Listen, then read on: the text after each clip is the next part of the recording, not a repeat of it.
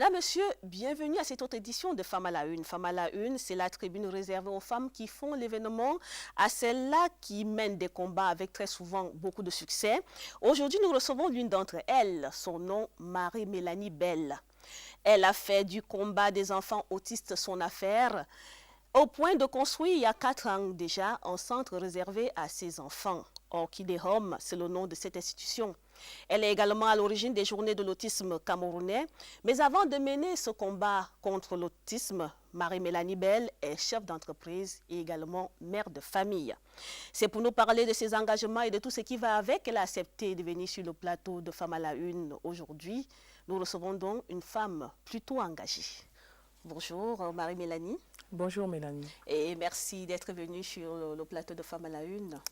C'est moi qui vous remercie de nous offrir ce plateau, nous, parents d'enfants handicapés et particulièrement d'enfants atteints d'autisme, parce que c'est un mal qui ronge toutes les familles et de nous donner une opportunité d'expliquer et de crier notre désarroi au pouvoir public, de sensibiliser le grand public. Ça n'est que justice pour ces enfants. Tout à fait.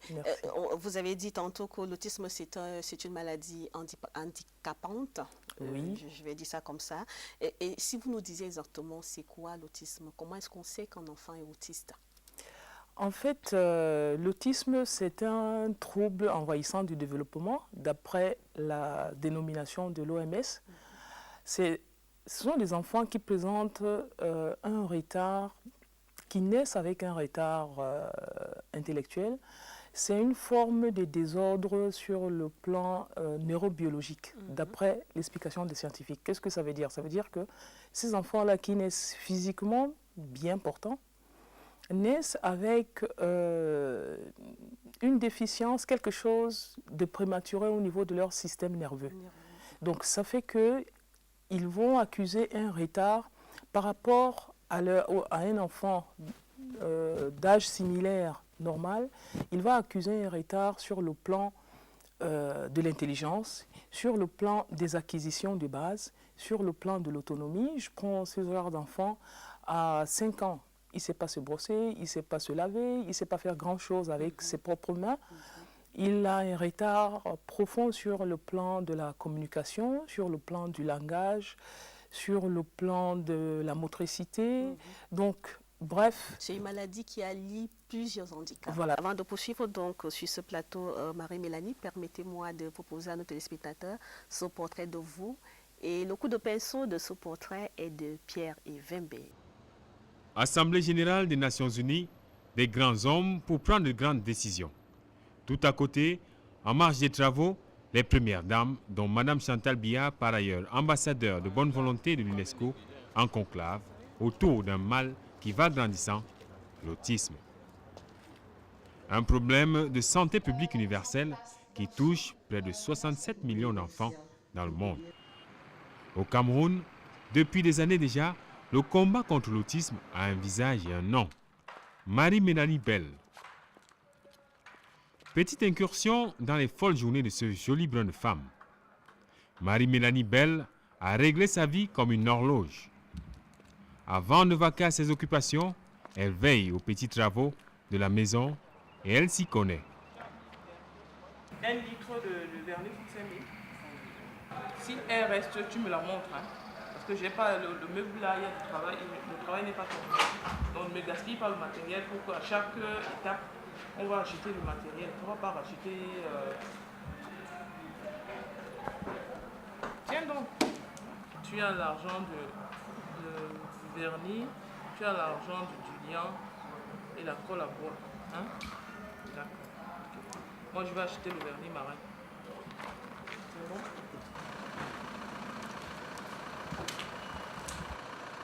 Marie-Mélanie Bell, toujours accompagnée de son fils, se dirige vers Bonamou Sadi, où se trouve le centre qu'elle dirige depuis mars 2005. Le COH, entendez, Centre Orchidée Home. Il s'agit d'une institution de prise en charge des enfants atteints de troubles envahissants du développement, dont l'autisme.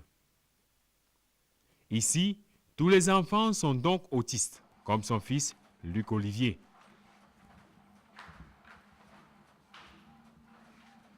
Au centre, il a sa tâche bien précise et n'est jamais loin de la directrice. Il va même jusqu'à accueillir ses jeunes camarades. Pour Marie-Mélanie Bell, la participation de la première dame à la rencontre de New York est un espoir pour la lutte contre l'autisme. Mais en attendant que la graine prenne, son centre Orchidée Home est là pour permettre l'accès à un programme éducatif adapté à ces enfants qui souffrent de ce handicap. Ce centre, avec l'aide des sociétés bénévoles, des sociétés sponsors, a pu être construit. Et aujourd'hui, il reçoit tous les enfants qui ont une suspicion d'autisme, parce que là, dans ce centre, on peut faire des diagnostics. Le but au départ, c'était ça, pouvoir mettre un nom sur tout un nombre de syndromes des enfants atteints, on appelle des TED, des troubles envahissants du développement. Ces enfants-là n'étaient pas du tout pris en charge ni diagnostiqués. Donc on savait les reconnaître, ils avaient des signes un peu particuliers, des signes communs. Et le but, c'était d'aider pour que ces enfants-là puissent avoir un nom sur leur mal. Et ce centre est là pour ça. L'autisme a un nom, mais dans nos sociétés, il reste difficile à cerner. Tant certains confondent ces symptômes à de la folie et souvent à des cas de possession. Que non. Chez les enfants autistes, le développement de certaines compétences est plus difficile que chez d'autres enfants. Un enfant typique va apprendre en imitant les autres enfants et c'est les adultes. Un enfant autiste aura plus de difficultés. Les domaines qui sont le plus touchés dans l'autisme sont la communication et le langage, les interactions sociales et tout ce qui est compétences académiques. Il est donc nécessaire de mettre en place un apprentissage spécifique pour leur apprendre et leur montrer comment faire. Pour réduire au maximum les effets de l'autisme sur les tout-petits, Marie-Mélanie Bell et ses camarades d'association du Lions Club recrutent et organisent des formations et séminaires. J'ai suivi une formation en travailleur social d'abord.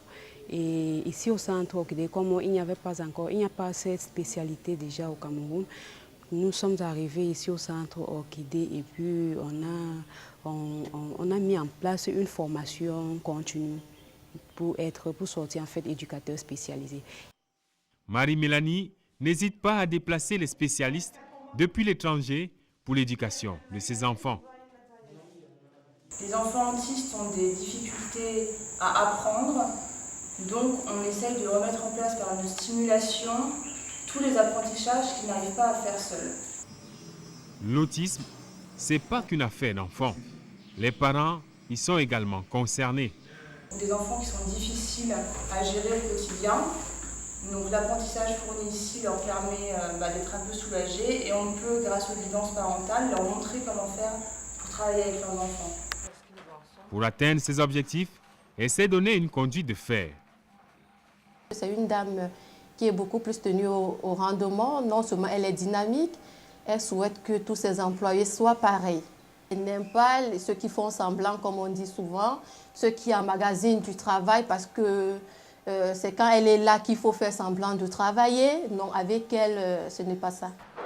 Au centre Orchidée Home, Mélanie Bell est une perfectionniste que l'on connaît bien. Elle est une femme bien, mais faites seulement ce qu'elle dit. Sinon... Elle bavarde. Elle se met en colère, elle bavarde. Diriger le centre Orchidée Home nécessite beaucoup de choses. Le courage, la patience, l'amour, donner le savoir pour qu'ils deviennent autonomes de nous. Parce qu'il y a des choses que nous mettons en place et que tu peux te décourager. Tu dis, ah, ça ne vaut même pas la peine. Or, nous prenons, moi je prends vraiment le courage et je prends du temps. Je dis que ce que nous sommes en train de mettre en place, ça peut arriver, on pourra avoir un meilleur résultat demain. Le centre Orchidée Home, c'est surtout beaucoup d'argent pour son fonctionnement. Mais il faut se battre tous les jours pour en trouver. Et où le trouver, c'est la deuxième étape de la journée de Marie-Mélanie Bell. Dans son 4x4, Marie-Mélanie nous entraîne au centre Orchidée Home Food, à l'entrée de Douala. Disons que nous sommes dans les poulains depuis juillet.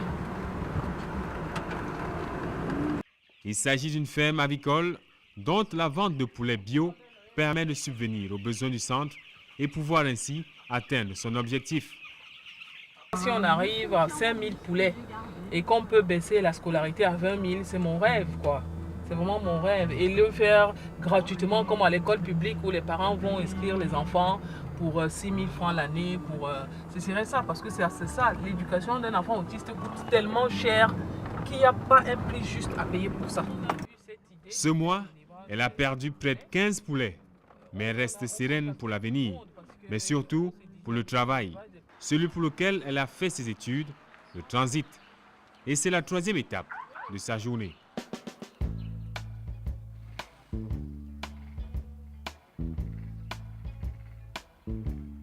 À son arrivée, elle découvre qu'une presse l'a mise à la une, dévoilant ainsi son combat contre l'autisme. C'est encourageant. Il faut engranger les lauriers et ne pas y dormir. Et c'est le même esprit qu'elle inculque dans sa structure de transit. Ici, elle a un nom.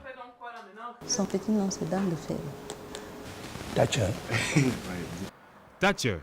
Et balai, c'est bon? On va y aller. Au centre, comme dans cette structure, elle a du caractère. Et pour son amie, Marie-Mélanie est, on s'excuse, un homme. Mélanie aussi est un chef d'entreprise. Je pourrais même dire un homme, puisque Mélanie se bat sur les docks au même titre que les hommes dans le service transit. Sa structure est certes petite, mais... C'est une société qui maîtrise bien son travail, malgré sa petitesse. Mais c'est une petite société parmi les grandes. On a le label qualité, on l'a vu en 2009, en 2008, le label. C'est pourquoi? C'est parce que c'est des critères qu'on donne au niveau de la Direction générale des douanes pour être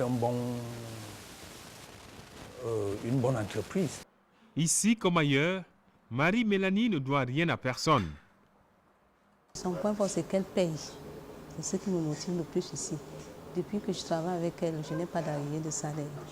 Depuis 2016, je n'ai pas de problème avec elle, même pas d'arrivée de salaire, rien. Marie-Mélanie Bell ne lésine pas sur les moyens. Elle veille sur les généralités comme sur les détails, au point où elle oublie généralement de manger. Heureusement, ses enfants, eux, veillent.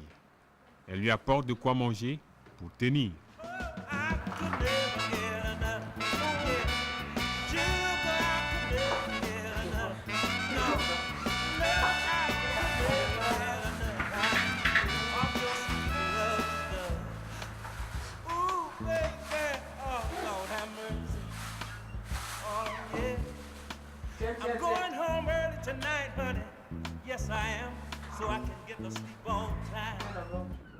Ce jour, un dossier n'a pas été bien ficelé.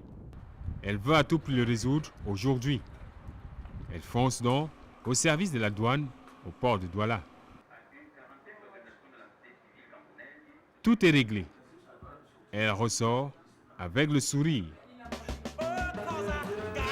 Alors DG, quand on va comme ça, on sent que les choses...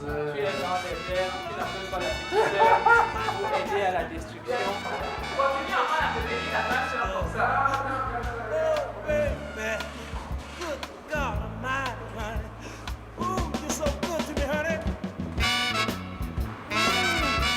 Toutes les journées de Marie-Mélanie sont surchargées, mais toujours pas aussi roses. Très croyante, chaque matin, elle fait le plein de Dieu et le communique à ses collaborateurs. J'étais surprise quand on m'a demandé qu'il fallait qu'on commence par une petite prière. Et ça me va tout droit au cœur parce que c'est mon point le plus fort. À SNTS, comme au centre Orchidéum, chacun a voulu encourager de vive voix cette dame. Madame, je vous remercie parce que je ne sais pas si j'ai quelque chose à vous reprocher. Pour le moment, je ne crois pas, mais je vous demande d'aller de l'avant. Son seul défaut, c'est de gronder. C'est de gronder seulement. Oui, avec raison. Mais il peut quand même te prendre doucement, mollo, mollo, pour que on comprenne de quoi il est question, quoi. Thatcher, aller de l'avant. Marie-Mélanie Bell est sur tous les fronts. Elle dépense et se dépense tous les jours pour une seule chose, donner à l'enfant atteint d'autisme et de troubles envahissants du développement la meilleure autonomie possible pour une intégration scolaire et sociale. Objectif partagé par Mme Chantal Biya, sa première dame, et ambassadrice de bonne volonté de ceux qui souffrent auprès des instances des Nations Unies. On l'a donc vu dans ce reportage, vous êtes à la fois responsable donc, du centre Orchidée Home. Vous vous occupez de l'autre centre Orchidée Home Food. C'est un peu une ferme. Oui, c'est une ferme avicole. En fait, c'est un projet parce que, comme je l'ai expliqué dans le reportage, l'éducation de l'enfant atteint d'autisme a un coût élevé qu'aucun parent, même en Europe, ne peut supporter tout seul. En Europe, l'accompagnement ou la prise en charge de l'enfant autiste est organisé, pris en charge par l'État pratiquement à 100%. Les familles reçoivent les aides sociales. Donc, j'espère avec l'implication à venir de la première dame que nous allons atteindre ce niveau-là dans quelques années. Mais en attendant, on fait quoi aujourd'hui? Nous sommes soutenus par des partenaires, mais cet appui reste encore insuffisant. Même s'il couvre une bonne partie, vous avez vu une psychologue française qui est là tous les trimestres, qui vient 10 jours pour former, donner une formation continue à nos éducateurs et superviser la prise en charge. Donc il faut payer ses honoraires, il faut payer son billet d'avion, son hébergement, ça a un coût qui est heureusement couvert par un sponsor, 2 sponsors, mais le reste, le fonctionnement, les lots, l'électricité, tout le reste. Vous êtes donc dit, vous allez monter ce projet-là. On a monté ce projet, on a monté un premier projet qui était les cartes de vœux, un peu dans le style les cartes de vœux UNICEF avec les enveloppes. Nous vendons, ce n'était pas toujours suffisant parce que les cartes de vœux ne se vendent pas tout au long de l'année. Il fallait donc créer un autre projet. On a donc eu l'idée de créer ce projet, le COH Food, qui est tout ce qui peut être vendu, tout ce qu'on peut vendre sur le plan alimentaire. Nous avons commencé par le plus urgent, les poulets. C'est un autre métier.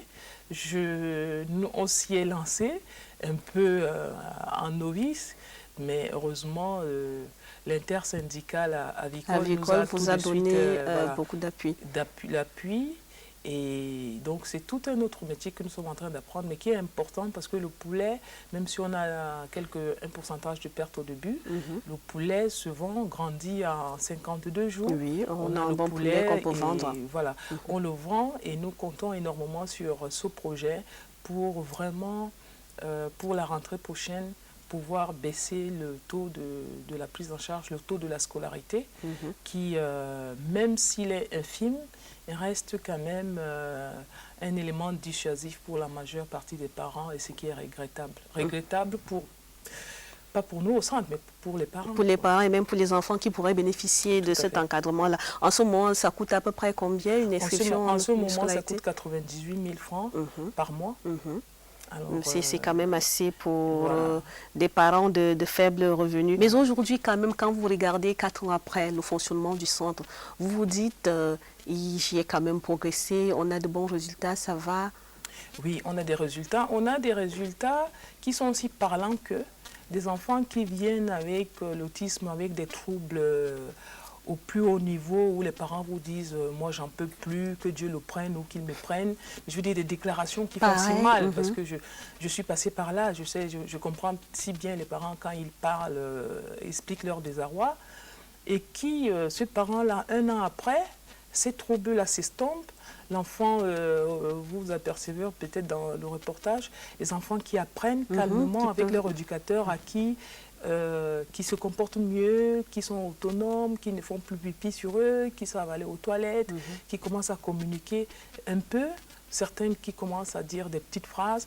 Vous avez le sourire des parents Ou alors le merci qu'on voilà, vient de ces je veux dire, témoignages. c'est ça, moi, c'est ce sourire qui est ma réponse. Et généralement, les parents se précipitent de les enlever au centre pour les Dès qu'ils ont ramener à eu l'école. quelques progrès. Voilà, aussi. parce qu'ils se disent, ah non, ça y est, maintenant il peut retourner à l'école, parce qu'il ne faut pas se voiler. Les parents, dans leur grande majorité, ça reste quelque chose de honteux. C'est-à-dire quelque chose qui vous est tombé dessus, mais je ne sais pas pourquoi les parents continuent à trouver que c'est honteux d'avoir un enfant différent. Donc, c'est le lieu de dire aux parents, il n'y a rien de honteux. C'est comme si un enfant naissait avec des oreilles décollées. Ou un doigt en plus, un orteil en plus. Voilà. Donc, les parents se précipitent tellement, les progrès parfois arrivent très vite et ils les ramènent à l'école, mais l'école n'est pas encore le milieu adapté. Adapté à ces enfants-là, voilà. très souvent, quand ils repartent à l'école, ils régressent plutôt. Ils régressent et l'échec scolaire fait que d'autres écoles ne sont pas encouragées à les prendre. On explique aux parents que l'introduction en milieu scolaire ordinaire doit être accompagnée. Pour une bonne prise en charge, pour une bonne scolarisation, il faudrait au moins 3 à 4 ans d'éducation spécialisée dans des structures comme le Centre Orchidée.